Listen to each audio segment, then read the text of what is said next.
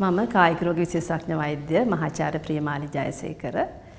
අද මම ඔයගලන්ට කියන්න යන්නේ ඔයගොල්ලන්ව අධිරුධිර පීඩනය කියලා වෛද්‍යවරයෙක් නිර්ණය කරාම අපි ඊළඟට කරන්න ඕනි දේවල්.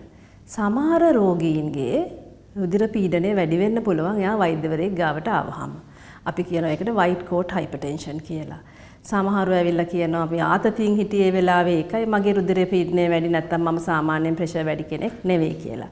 එතකොට අන්න ඒ වගේ අයට තියෙනවා පරීක්ෂණයක් අපි ඒකට ඉංග්‍රීසියෙන් කියන ambulatory blood pressure කියලා.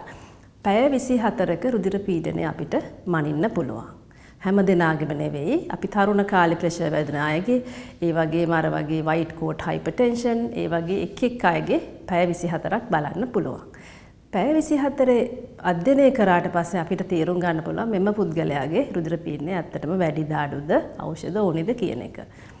ඊට අමතරව ඔබගේ වෛද්‍යවරයා සාමාන්‍ය අපි කියනවා බේසික් ඉන්වෙස්ටිගේෂන්ස් කියලා වකුගඩු ECG පටයක් ඒ වගේ සාමාන්‍ය පරීක්ෂණ ටිකක් මුත්‍රා පරීක්ෂණයක් වගේ සිදු කරලා බලනවා මොනවා හරි සංකුලතාවයක් ඇති වෙලා තියෙනවද ඒක නිසාද මේ වෙලා තියෙන්නේ කියලා.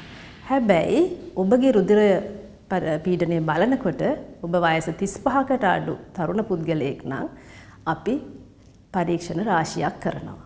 අර මූලික පරීක්ෂණ වලින් අමතරව ඒ වගේන් ලැබෙන ප්‍රතිඵල අනුව ඔබගේ හෘදය තවදුරටත් පරීක්ෂා කරන්න ඕනිද? වහුගඩු තවදුරටත් පරීක්ෂා කරන්න ඕනිද?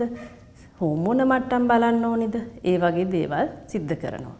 එතකොට තමන් රුධිර පීඩනය තියෙන රෝගියෙක් නම් ඖෂධ ලබා ගන්න අතර මෙම පරීක්ෂණ වලට භාජනය වෙලා තමන්ට වෙන සාධකයක් තියෙනවද මේ රුධිර පීඩනය එන්න? එහෙම නැත්නම් හැමෝටම තියෙන රුධිර පීඩනයද මේ තියෙන්නේ කියන එක බලා ගන්න එක වටිනවා.